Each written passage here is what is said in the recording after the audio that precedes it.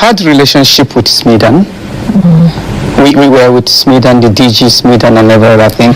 A working committee between NCR and Smedan to see how we deepen it. I think they are meeting. They will have a meeting either this week or next week. So when we look at this, we observe that there are stakeholders that need to close that gaps for us. So what we're doing is collaborating with them, sensitizing, telling people what it is. This year and next year we are deepening our sensitization, trying to make sure people are aware of this. The banks are ready for you, and the individuals that need this money go to the banks. I told the DG's Smedan, I said, above 16 trillion naira since 2016. My target in 5 years, our target in 5 years is to get to close to 300 trillion naira. And we can do that. We have the potentials in the country, and we need to grow the system. And that is why we're there now. Okay. You've actually talked about the benefits of using the registry for MSMEs, businesses and financial institutions. I'm really keen to know what structures are in place, for example, to safeguard the pledged asset against theft, fire and other hazards. Because just like you said, I can go and get money, borrow money with that asset, but I can be living and my iPad is stolen, or my phone is stolen, or my car is stolen. What happens? And when you're asking me now for money I may not have to give you, and you don't have the assets to confiscate it. So what happens in that instance? Thank you. That's where NICOM comes in. Oh, okay. Insurance. In fact, we were with the NICOM some few weeks ago to see how we can collaborate. Have you observed that in developed countries, when a business goes down, it bounces back? We want to get to that place where a small business in this country goes down, insurance should be able to indemnify them. So there must be insurance cover for all these assets that are registered on the NCR. If you have a poultry farm, you want to go and collect credit, insure your poultry farm. And there's micro insurance already that NICOM is already doing. That is it. So with this, if the asset get lost, the insurance company will pay. But can I tell you one thing? If that asset has been insured, or if it has not been insured, but it has been encumbered, we're getting to the level. We are also in collaboration with Association of Motor Dealers Organization of Nigeria. We will discuss with other secondary market dealers, such that when a person wants to buy a second-hand vehicle, second-hand things, let's say this laptop whatsoever or tab, what will he do? He need to search to see whether that asset has been encumbered. So we advise people, don't go and buy second-hand things without searching. Go to the NCR website, search whether that asset has been encumbered. If it has been encumbered and somebody that has collected credit from a bank goes and sell it to you, you stand to lose, because the bank has first priority over that asset, whether it is with a third party or not. I think that's a good point, because we buy a lot of second-hand and tokumbo things in the country. So before you do that, ensure that that asset or that property has not been encumbered. Okay. And how much? 500 naira only. 500 naira for the search. For the search. Yeah. So that means you guys are making money too. Because if you have assets worth about 16 trillion naira, I'm trying.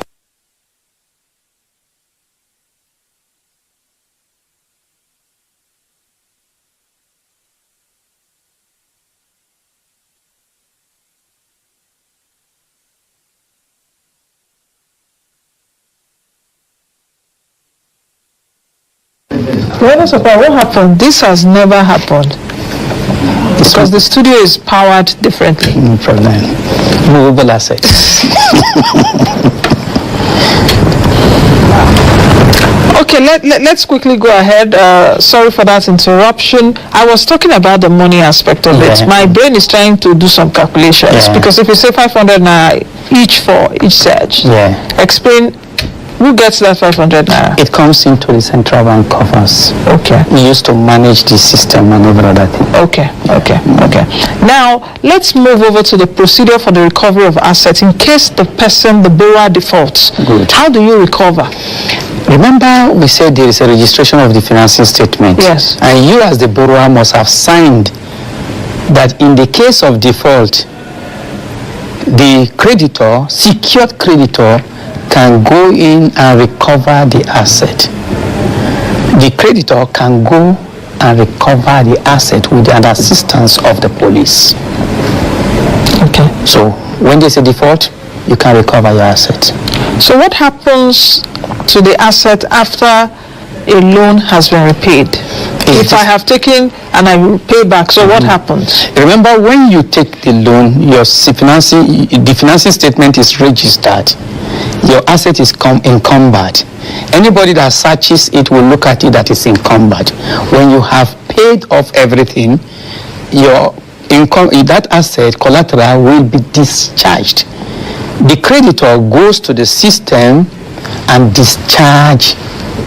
And remove my business name or remove everything, which means anybody that searches this thing does not see that asset or that business has been encumbered. Okay. Yeah. So how do financial institutions now register movable assets on the NCR? Is it the same way that we talked about earlier? Yeah. So it's just still the same way? Yeah. Okay. What is the difference between a secured loan and an unsecured loan? Secured is secured. Unsecured is unsecured. Now, let's go from the collateral registry pattern. When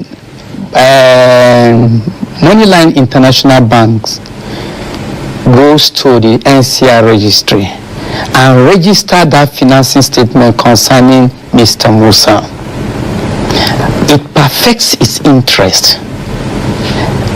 That perfection of interest secured their credit, their interest. So that particular thing that has been registered on the NCR website, where your interest has been perfected, becomes a secured credit.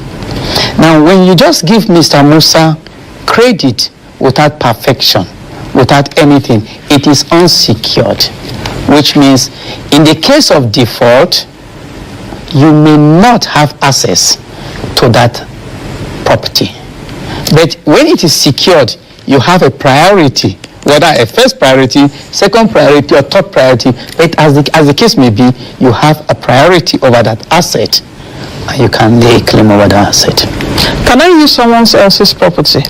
Yes. As security for a loan? Yes. I can use? Yeah. Now that's where we now come in. Even if the person steals the property? Okay, we need to explain it. That's where, you know, we've been talking about two parties, creditor, debtor. Now we're bringing the third party, the grantor. Okay, the grantor. Okay. Grantor. Mr. Musa wants to come to my bank? Your bank, but does not have a movable asset. He can go to Mr. Uche. Mr. Uche may be Mr. Musa's friend, brother, or uncle. Has movable asset. He's rich in movable asset. Mr. Musa can discuss with him and they agree. Mr. Uche will register, we sign the agreement with the creditor that this is my asset, but I'm granting it on behalf of Mr. Musa. So they can be a grantor. But do you know there's a business opportunity there for young people? Or for businesses? To be grantors. Collateral managers. Collateral managers. You could be extending collateral. Okay, call them collateral managers. You could come up that way. Or collateral lenders. Yes. So it's a collateral management company that could come there again. Which means if you are rich in collateral asset, movable asset, but you don't need it to collect credit, somebody can come there. It happens in other jurisdictions. They can come in, pay you a token, and use it. But you must be sure you know that person. And in case that person does not pay back the loan and all of that, what happens? Your collateral has been encumbered. The collateral manager will suffer the loss. Yeah. But remember, before you go to that place, you must have signed other agreements. Yeah. But you know the advantage with this collateral to the banks, that the banks are running away, is that it does not only encumber your present asset, present value as the present value of your asset, it encumbers your future assets. Oh, let me explain to you. Yes. Let's assume you have a poultry, and you sold the poultry without telling the bank, and the money enters your account. The account is encumbered also. There's no way you're running to. You can't run away because we have this global financial GSI. Instructions. So anywhere you put your money, we are waiting for you. Okay. As we course towards the end of the show, what modalities does the NCR have in place that will ensure the enforcement and repossession in the event of a default by a borrower, just like what we are saying now? Yeah. Because there are some issues, in some circumstances it could be difficult to retrieve those assets. Good.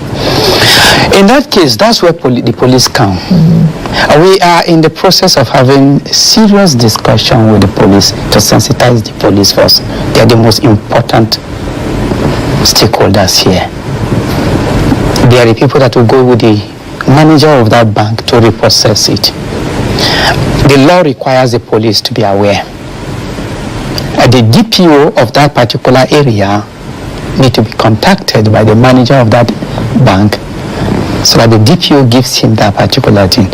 But we need to still sensitize the police. Now, should the police be involved from the beginning, at least like a document given to them that this is the arrangement coming up first, in case something happens? So they are not involved at the beginning of the process, but just to inform the police that NCR, this is what we are doing right now.